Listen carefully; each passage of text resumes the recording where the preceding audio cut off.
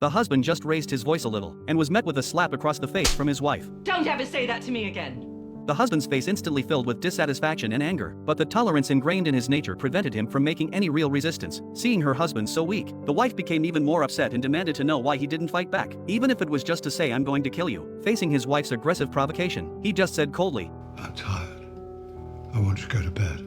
The husband's indifferent, uncaring attitude only made the wife even more frustrated. In a fit of rage, she overturned the kitchen table. Their son heard the commotion outside and rushed over, seeing his father sitting silently on the edge of the bed, then looking at the mess of broken pieces scattered across the kitchen floor, and his mother's anger that hadn't yet subsided. He instantly understood that his parents must have had another argument, but all he could do was helplessly clean up the dishes that had fallen on the floor, because he had long since gotten used to such incidents. However, he never dreamed that his mother's prolonged pressure would soon push this family toward the abyss of complete destruction. Edward was a middle school teacher in a small town. He was refined, introverted, and even somewhat taciturn. In class, even if students zoned out, he would only offer gentle reminders in a kind tone. His wife Grace was a novelist, completely different from Edward's silence. She was passionate and romantic but also had an extremely strong desire for control. She craved emotional connection, hoping her husband would express his love daily as he had during their courtship. These two people with such contrasting personalities had spent 29 years, maintaining what appeared to be a stable marriage. Every morning Grace would focus on writing at her computer, while Edward would quietly walk into the kitchen to brew a cup of her favorite tea, then carefully place it by her side, before silently returning to his own seat. Each would busy themselves with their own work, without disturbing the other. He lived each day walking on eggshells, never daring to say an extra word to Grace, afraid that one wrong move would make his wife angry. To him, this wasn't what you'd call doting. It was more tension and fear. Every time he came home, he would pause at the door, mentally preparing himself for potential conflict. This cautiousness had seeped into every corner of his life, leaving him physically and mentally exhausted. Not just Edward. Their son Jimmy was the same way. The oppressive atmosphere made him choose to work away from home year-round, unless there was something unavoidable. He would never easily come back home.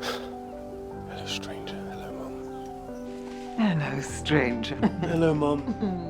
Even on the rare occasions he returned, he would carefully observe his parents' moods like an outsider, afraid of accidentally getting caught up in their arguments. But even so, they still reluctantly lived together for 29 years. However, on the eve of their 29th wedding anniversary, their barely maintained marriage was about to completely shatter. Grace asked her husband expectantly what his plans were, like going out for dinner together, or visiting places where they used to date. But Edward just kept his head down busy with what he was doing, and casually replied, If that's what you'd want.